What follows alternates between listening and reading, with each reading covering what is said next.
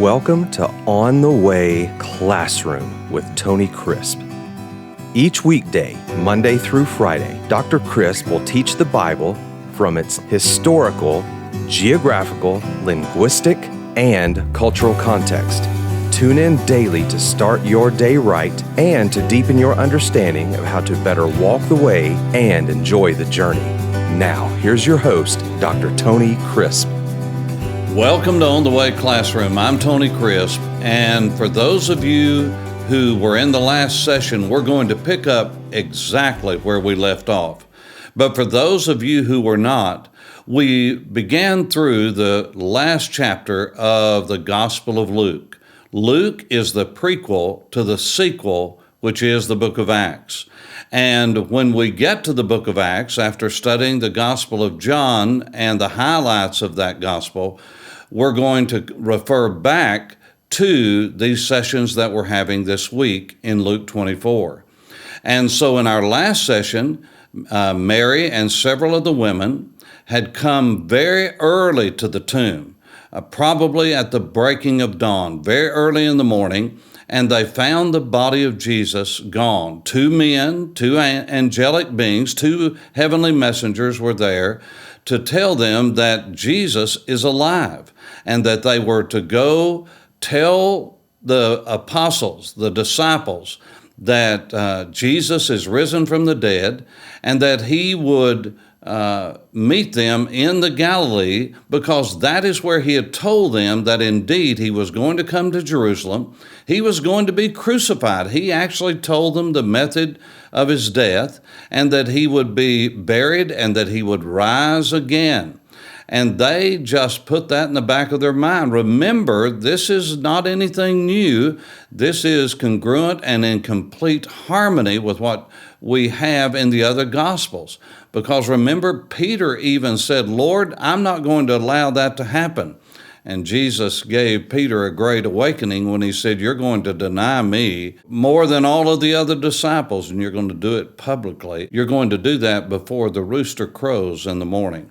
And so this is very important in the narrative. Now, when the ladies went back to tell the disciples, the 11, not Judas, of course, Judas had already killed himself by this time, but the Bible says in verse 11 that this seemed like the women were crazy because the apostles, the disciples, had not even thought, okay, this is the third day, and Jesus said he was going to rise. They hadn't even thought about that. They were just so depressed, so down, their dreams were shattered. And these women came back and told them, so immediately Peter, in verse 12, went to the tomb to check it out for himself. Now remember, in the other Gospels, a lot of details are filled in because no one narrative covers it all.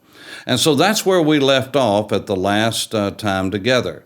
But I want to remind you of why verse 11 is so important and why verse 9 is so important. This is when Peter himself went to verify and validate that, what the women had said. But back in verse 9, it gives us who all was in the room. It was not only the 11 that were meeting, but all the rest. Why is that important? Because of our session today. Often people are saying, I wonder who those two were that were on the road to Damascus, and why were they leaving? Well, as I said in the last session, again, by way of review, in the Bible, the day begins in the evening, not in the morning. The evening and the morning were the first day, the second day, the third day, the evening and the morning. So the first day of the week actually began on what we would call Saturday, the closing out of Shabbat at sunset.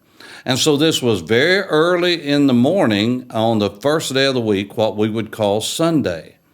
And so the people had stayed over from Passover and the Day of Unleavened Bread, and which began a week-long observance for the Jewish people.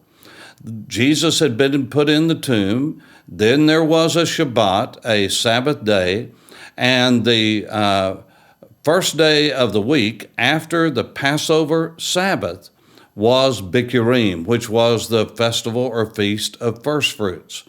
And so the people were still in the city. Why? Because they couldn't leave. If they were observant Jews, they would not travel on Shabbat. So they had stayed over, and they were going to get up, and they were going to say their goodbyes, and many would leave the city of Jerusalem and go to their homes. Some lived in the Galilee. Others lived in other places around the world. And for some, they just lived outside of Jerusalem, in the environs of Jerusalem, north, south, east, and west, and they were headed home. So there were many disciples there. We know there were above 500 that saw them alive at one time. There were 120 that were still in the upper room 50 days later. They were there in Jerusalem, still meeting together, still praying, still looking to obey the Lord, because he had been appearing to them when the book of Acts opens up for 40 days. And so now we have the recording by Luke. The narrative continues because two that had been with the disciples over this Shabbat, now they were headed home. And so let's pick up on the narrative. Now, behold, two of them, that harkens back to verse 9. They were part of the band of disciples, were traveling that same day to a village called Emmaus, which was 7 miles from Jerusalem. Now, many of you who have been with me in Israel, they would have gone the way that we would leave Jerusalem and head to the Ben Gurion airport over on the coast at Lod or Lydda, which is in the environs of Tel Aviv. That's where the airport is. And many of you remember when you were with me at some point or another that we stopped at a village called Abu Ghosh. Abu Ghosh is at the foot of the hill where there was a very famous village in the Old Testament called Kiryat Yarim. Kiryat Yarim. We would have it in our Bibles, Kiryat Jearim. And that was the place, remember, where David brought the ark from when it rested there, and he took it into Jerusalem in preparation for the building of the temple that he didn't get to do, but Solomon did. Now, I'm telling you that because Emmaus is very near that place. So you can remember it's not a long bus ride, but it's about 5 miles there. And then there's a couple of miles beyond that, and you're at the village of Emmaus. So they were headed back over those mountains, and the scripture says in verse 14 that they talked together of all the things which had happened. They're talking about the resurrection, about what had happened, what the women had said. And so it was that while they conversed and reasoned, they were trying to get hold of it. They were trying to analyze it. That Jesus himself drew near and went with them. But their eyes were restrained, so they did not know him. They didn't recognize Jesus. Now, this will help us because I will come back to this when we get into the passages that deal with heaven and paradise and about our glorified bodies as we get into the New Testament proper. And so Jesus was walking with them, but their eyes were restrained so that they did not know him. And he said unto them, what kind of conversation is this that you have with one another as you walk and are sad? They were distraught, and Jesus brought that to their attention. He said, you seem so sad. And so they spoke up immediately and tried to explain. Then the one whose name was Cleopas answered and said to him, are you the only stranger that is in Jerusalem? And have you not known the things which happened there in these days? They were astonished that this person that was walking with them, that they didn't know was Jesus, that he had not understood about Passover, about the crucifixion of Jesus of Nazareth. They were just astounded. And he said unto them, what things? Now he already knew. This puts me in the mind of God walking in the garden with Adam and Eve. He said, "Adam, where are you?" Jesus was not playing hide and seek with Adam. He knew exactly where he was, but he asked that on purpose and for a purpose to get them to vocalize and to think through where they were and what had happened. Where they were with Adam and what had happened, but here he says, "What things?" So they said to him, "The things concerning Jesus of Nazareth, who was a prophet, mighty indeed in word before God and all the people." Now look at this. They didn't say he was the Messiah. They said he's a prophet. "And how the chief priests and our rulers delivered him to be condemned to death, and they crucified him," this Jesus of Nazareth. "But we were expecting that it was he who was going to redeem Israel." Now this is important because this gives us insight even to those who were following Jesus closely. They were looking for the kingdom. They were looking for the Messianic era when most of the prophecies would be filled about the king, whoever this is, that would come and rule upon the earth. He would be one of the lineage and line of David. He would be in the Davidic dynasty, and he would cast off the yoke of Rome, and Israel would be a free nation again, and the glory of the ancient kingdom was going to come to pass.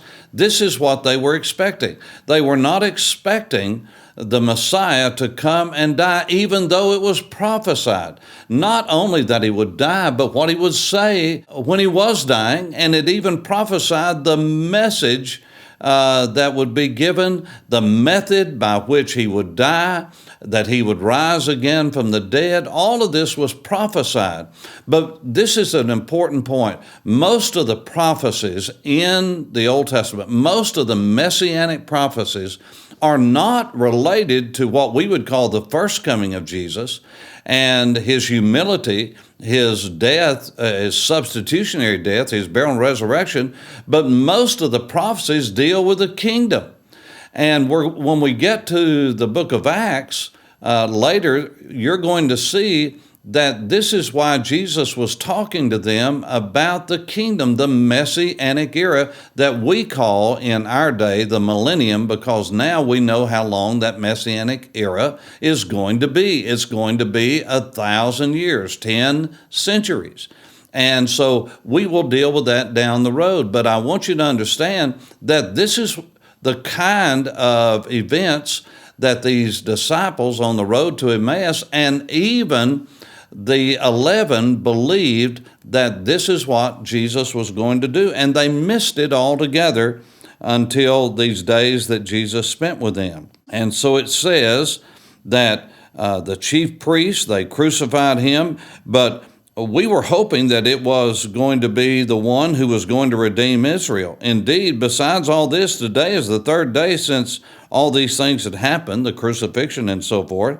Yes, and certain women of our company who arrived at the tomb early, they astonished us when they did not find his body, and they came saying that they had seen a vision of angels who told them he was alive. Can you believe that? And they were just still astonished because they did not really get it that Jesus had died to fulfill the biblical prophecies of the coming one. The atonement was made, and he went into a tomb for 3 days, and now he's alive again. And our time is gone for this session, but I cannot wait to tell you the rest of the story, so come back tomorrow. Thanks for listening to On the Way Classroom with Dr. Tony Crisp. Tune in each weekday for more information on how to read, study, and understand the Bible.